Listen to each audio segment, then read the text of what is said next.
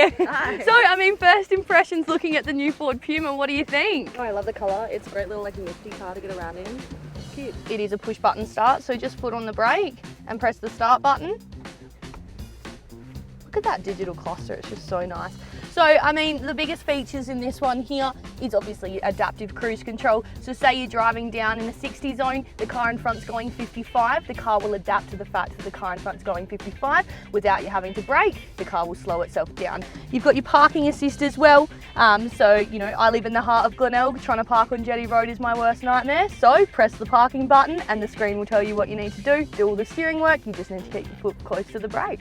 Are you a little bit of a lead foot? Absolutely. Well, awesome, because you've got all your different racing modes here. So you've got the normal, the eco mode, the sports mode, just for you, slippery, trail, back to normal.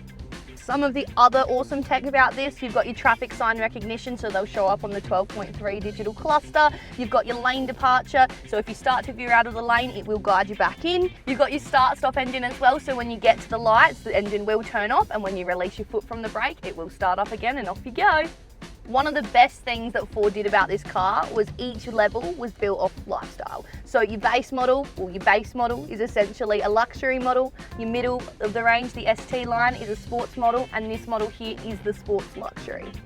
So with the help of Ford Pass, you can do heaps of things for your vehicle. You can check the service history, you can turn your vehicle on and off. So on those cold mornings, you can start it up from inside the house. The heater will start going for you. You can check if it's locked or unlocked. The best part about it is you'll be able to track your vehicle in the car park as well. So say you lost your car in the car park, you'll actually be able to jump on the Ford Pass app and find your car. Paige, if you want to have another drive of the Ford Puma, you want to borrow it for the day, make sure it fits in the driveway, just come down and see me at Stillwell Ford, alright? Perfect.